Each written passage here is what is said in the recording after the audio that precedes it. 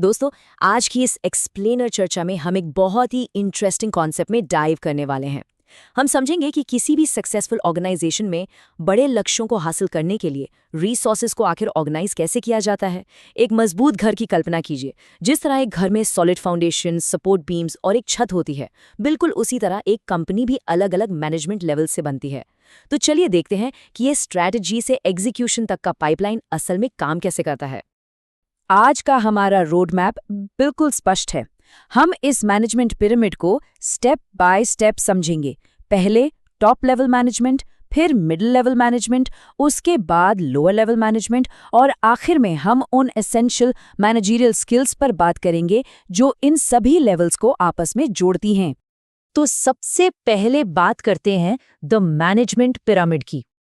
अगर हम किसी भी बड़ी ऑर्गेनाइजेशन की चेन ऑफ कमांड को ध्यान से देखें तो इस स्लाइड में एक बड़ा क्लियर पैटर्न दिखता है। अथॉरिटी यानी पावर और आदेश देने का अधिकार हमेशा टॉप से बॉटम की तरफ फ्लो करता है, लेकिन अकाउंटेबिलिटी यानी जवाबदेही हमेशा बॉटम से टॉप की तरफ जाती है। जैसे जैसे किसी कंपनी का आकार बढ़ता है, इस पिरामिड में नई लेयर्स ऐड होती जाती हैं जो हर लेवल का अधिकार और उसकी जिम्मेदारी तय करती हैं। चलिए अब चलते हैं इस पिरामिड के बिल्कुल टॉप पर, यानी top level management. Top managers आखिर हैं कौन? ये कंपनी के सीईओज, सीएफओज और बोर्ड ऑफ डायरेक्टर्स होते हैं। देखिए, ये लोग डेली रूटीन के कामों में नहीं उलझते। इनका मुख्य फोकस कंपनी के ओवरऑल हेल्थ, परफॉर्मेंस और एक लॉन्ग टर्म स्ट्रेटेजिक दिशा तय करने पर होता है। ये लगातार एक्सटर्नल मार्केट को स्कैन करते रहते हैं, नई अपॉर्चुनिटीज को पहचानते हैं और आने वाले खतरों के लिए संस्था को तैयार रखते हैं। इनका मेन रोल क्या है? सिंपल, ऑर्गेनाइजेशन के बड़े गोल्स डिसाइड करना, उन गोल्स को हिट करने के लिए मास्टर प्लान्स और पॉलिसीज बनाना, और सबसे जरूरी फाइनेंस और मशीनरी जैसे हेवी रिसोर्सेज को जुटाना। और हाँ, बाहरी दुनिया जैसे मीडिया या गवर्नमेंट के सामने कंपनी का फेस भी यही लोग होते हैं। बेसिकली पूरी ऑर्गेनाइजेशन का अस्तित्व और ग्रोथ इन्हीं के डिसीजंस पर टिका होता है। अब पिरामिड में थोड़ा नीचे आते हैं और बात करते हैं मिडिल लेवल मैनेजमेंट की। ये होते हैं हमारे डिपार्टमेंट हेड्स, जैसे ऑपरेशंस मैनेजर या मार्केटिंग मैनेजर। ये लोग एक ऐसी एसेंशियल लिंकिंग पिन या ब्रिज का काम करते हैं जो टॉप लेवल एग्जीक्यूटिव्स को ग्राउंड स्टाफ से जोड़ती है। इनका मेन काम है उन हाई लेवल स्ट्रैटेजीज को एक्शनेबल प्लान्स में कन्वर्ट करना, ताकि उन्हें प्रैक्टिकल तरीके से एग्जीक्यूट किया जा सके। अपने डिपार्टमेंट में रिसोर्सेज का सही इस्तेमाल करना इन्हीं की जिम्मेदारी होती है। यहाँ एक बहुत ही इंटरेस्टिंग हिस्टोरिकल कोट है। Famous historian Alfred D Chandler junior ने कहा था कि 19th सेंचुरी में एडम स्मिथ के इनविजिबल हैंड की जगह मिडिल मैनेजमेंट के विजिबल हैंड ने ले ली थी। सोचिए, ये कितना पावरफुल स्टेटमेंट है। ये हाईलाइट करता है कि मॉडर्न इकोनॉमी को रन करने में मिडिल मैनेजर्स कितने क्रूशियल हैं। इनके बिना टॉप लीडरशिप की कोई भी ब्रिलियंट स्ट्रैटेजी बस पेपर पर ही रह जाएगी। इस चार्ट के मिडिल कॉलम को देखिए। एक मिडिल मैनेजर की थाली में कितना कुछ होता है। उन्हें ऊपर से आई पॉलिसीज को समझना और अपनी टीम को समझाना होता है, राइट टैलेंट की हायरिंग करनी होती है, और सबसे इम्पोर्टेंट, अपने डिपार्टमेंट के लोगों को लगातार मोटिवेट करना होता है। उन्हें ये मेक श्योर करना होता है कि डेली ऑपरेशंस में और बड़ी स्ट्रैटेजी के बीच कोई एग्जीक्यूशन गैप ना आए। अब आते हैं इस हायरार्की के बेस पर, लोअर लेवल मैनेजमेंट। ये बेस या सुपरवाइजरी लेवल वो जगह है जहां एक्चुअली काम अंजाम दिया जाता है। इसमें फॉरमैन, सेक्शन ऑफिसर्स और ऑफिस मैनेजर्स आते हैं।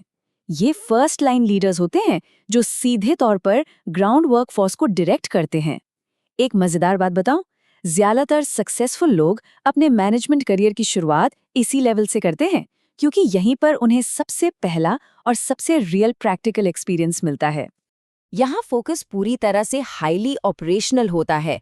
फैक्ट्री फ्लोर हो या ऑफिस डेस्क, आउटपुट की क्वालिटी और क्वांटिटी को डिलीवर करना इन्हीं पे निर्भर करता है। सेफ्टी मेंटेन करना, डिसिप्लिन इंश्योर करना और वेस्टेज को मिनिमाइज करना इनके कोर टास्क्स हैं। और अगर ग्राउंड लेवल वर्कर्स को कोई भी तकलीफ होती है तो ये लोग उनकी आवाज बनके उस प्रॉब्लम को मिडिल मैनेजमेंट तक पहुंचाते हैं। तो अगर हम इन दोनों लेवल्स को आमने सामने रखकर कंपेयर करें तो पिक्चर बिल्कुल क्लियर हो जाती है। Middle managers broad tactical target set करते हैं, जबकि लोअर मैनेजर्स उन वर्कर्स की डायरेक्ट निगरानी करते हैं जो एक्चुअल में डेली बेसिस पर उन टारगेट्स को पूरा कर रहे हैं। एक लेवल डायरेक्शन सेट करता है और दूसरा लेवल डायरेक्टली उस डायरेक्शन में काम करवाता है। चलिए आगे बढ़ते हैं अपने नेक्स्ट सेगमेंट पर, एसेंशियल मैनेजरियल स्किल्स। ये मैट्रिक्स बहुत ही इंसाइटफुल है। नोटिस कीजिए, बॉटम लेवल पर टेक्निकल स्किल्स सबसे ज्यादा जरूरी है क्योंकि वहां डायरेक्ट वर्क हो रहा है। वहीं टॉप लेवल पर आते आते कंसेप्चुअल स्किल्स यानी आगे की सोचने और प्रॉब्लम सॉल्व करने की क्षमता सबसे ज्यादा जरूरी हो जाती है। लेकिन क्या आपने एक स्पेसिफिक चीज ऑब्जर्व की? ह्यूमन स्किल्स हर एक लेवल पर हाई हैं। ये इस बात का सबूत है कि आप भले ही किसी भी लेवल पर हो, मैनेजमेंट अल्टीमेटली लोगों को समझने और उनके साथ काम करने का ही दूसरा नाम है। वैसे तो ये क्लासिक पिरामिड स्ट्रक्चर सदियों से चला आ रहा है, पर आज की मॉडर्न दुनिया में चीजें तेजी से बदल रही हैं। नई टेक्नोलॉजी और एजाइल वर्किंग आने के बाद कई ऑर्गेनाइजेशंस अपने टॉल स्ट्रक्चर्स को फ्लैट कर रही हैं। इसे डी लेयरिंग कहते हैं। इससे मिडिल मैनेजमेंट की लेयर्स कम हो जाती हैं, एक मैनेजर के कंट्रोल का स्पैन बढ़ जाता है और एज अ रिजल्ट कंपनी में डिसीजन मेकिंग ज़्यादा फास्ट और फ्लेक्सिबल हो जाती है। तो इन सब ट्रेंड्स को देखते हुए एक बहुत ही बड़ा सवाल उठता है। जैसे जैसे आधुनिक ऑर्गेनाइजेशंस फ्लैट हो रही हैं और एआई जैसी टेक्नोलॉजी हमारे काम करने का तरीका बदल रही है, आने वाले कल में ये ट्रेडिशनल मैनेजमेंट पिरामिड किस तरह इवॉल्व होगा? क्या हमें फ्यूचर में इतने लेयर्स की ज़रूरत पड़ेगी? ये एक ऐसी डीप थॉट है जिस पर हम सबको विचार करना चाहिए।